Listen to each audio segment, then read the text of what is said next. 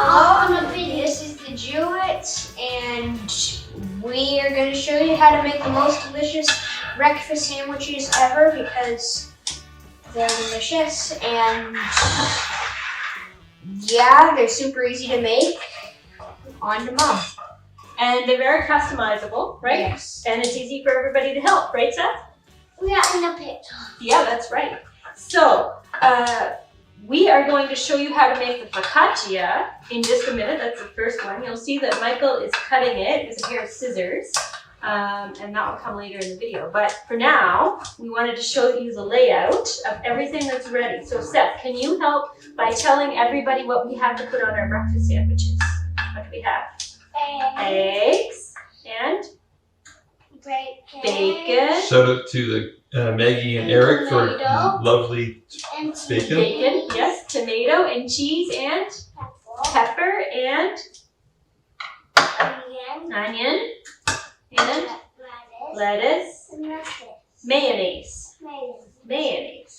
And depending on what we have in our fridge or what's in season, there are other things that we add to. Sometimes we put avocado in, and sometimes we put peppers in, and sometimes if we have some leftover chicken, roasted chicken, or if we have like meat, but it's like cut into strips. Yeah, just Really good. I like delicious. to cook a little bit, like warm up a little bit of leftover chicken in the frying pan with a bit of barbecue sauce and put that on. It's also very tasty. So this is the layout, and we are going to have them in just a few minutes, right? So here's how you make the bread. This is focaccia bread, and even if you have never made any kind of bread before, it's really easy. I promise you, it always turns out fantastic. And also, we use this bread not only for breakfast sandwiches, but also to accompany lasagna or spaghetti or for other sandwiches. It's delicious, right? Yes. All right, so should we get started? I think so. Do we need hairnets? Well, I don't know. Do we? You don't. Okay. All right, so the first thing we need is flour. We already measured it out. We have 4 cups of flour in there. What's next? Yeast. Instant yeast. Instant yeast. And how much do we need of that? 1 teaspoon. 1 teaspoon. Yeah, 1 teaspoon. 1 teaspoon, so sprinkle that around.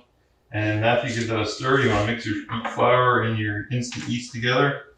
With the trusty wooden spoon.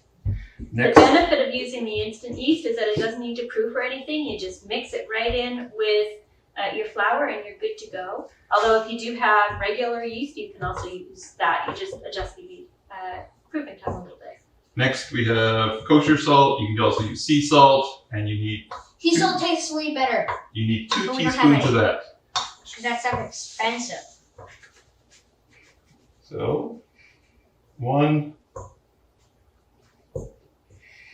2, and we'll stir that in. And next we have Water. 2 cups of fairly warm water. It doesn't have to be boiling. It's definitely not boiling water. Okay. If it's boiling, it'll kill the yeast. That's right. So pour that in. I try to go around so that it's nice and even all through. And then Matthew will start, and then I'll have to probably finish stirring it. Trusty wooden spoon. Okay? And later on, when we're ready to bake with it, we will put some olive oil in the pan. We need 4 tablespoons of that. We put 3 in the pan and 1 on the top of it. And then we like to put some rosemary on top from Katie's garden. All right, you want me to take over stirring? Yeah. It gets, so you have to stir pretty hard. It's just like when you mix water. Yes, That's we'll put right. the rosemary on top. I will. That's What is right. it? You're going to do That's that? a good job for you. The nice thing about this is once it's stirred, you don't even need to put oil in the bowl or anything, And you don't need to knead it. and you don't need to knead it. And it just needs to be, just needs to be into a big sticky ball. Yeah, you're fine. He doesn't want me to do that. So now it's all mixed up. Oh, there's a little bit of flour on the bottom. We will now cover it and put it somewhere warm, and you leave it for about an hour an hour and a half. If you're in a hurry, 45 minutes, but don't tell Kate. Anyway, that's it for now. We'll come back in a few minutes with the next part of this. Yeah. All right, and we're back now. We're going to get ready to spread the dough into the pan. So the first thing we need to do is put some olive oil, 3 tablespoons of olive oil into the pan. Seth, can you help count? 1. He likes to dump. 2, and you can dump the last one in. How's that sound? There you go. Go ahead and dump it. 3, okay? So we'll put the lid on that, get that out of reach from certain people, and we'll spread the olive oil around. Just so it doesn't stick to the pan.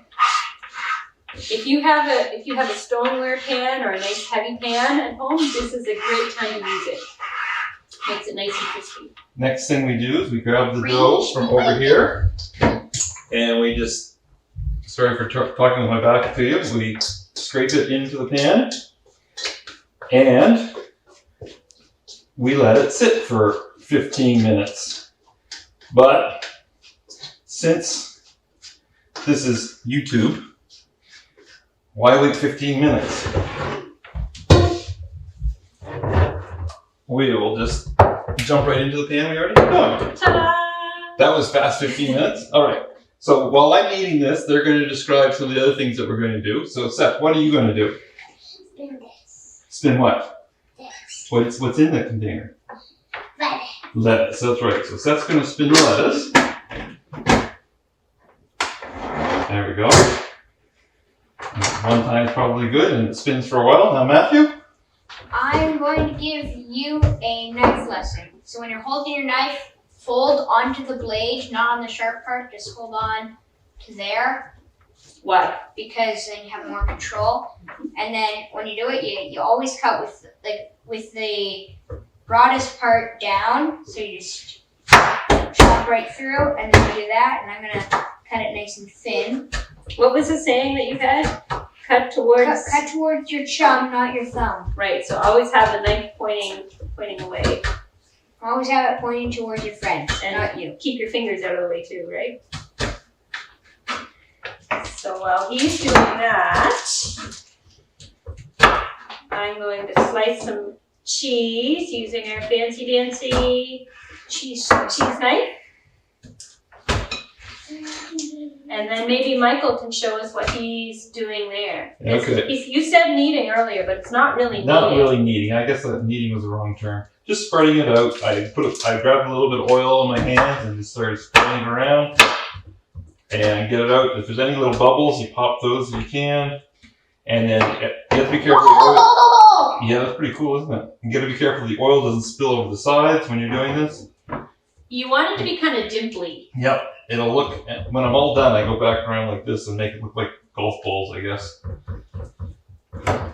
And that's basically all that we do. I'm going to give my hands a quick wash, and we'll throw this in the oven.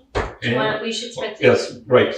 Why don't I come over and help you? Yes, why don't you do that? Because my hands are greasy. Okay, so this is rosemary from my garden. So Seth, I'm going to strip these off of the stem. Can you put the rosemary on? Famous garden that has grown multiple zucchinis that weigh over 9 pounds. Yes, we have had zucchini actually. Yep, that's the rosemary. Can we spread it all over? This year wasn't as good as last year. Last year was like And 2 years ago. once we have this all ready, we put it in the oven for 20-25 minutes at 425. And you wait till it gets to be golden brown, but we'll show that later on. Can you help me with some more? There, my onions are all done chopping up. Well, thank you for joining us for the DBC What's for Dinner Challenge. We had lots of fun making this video. Hope you get a chance to make some breakfast sandwiches sometime. And now we need to find what tonight's conversation is going to be about. Bye! Bye! Hi.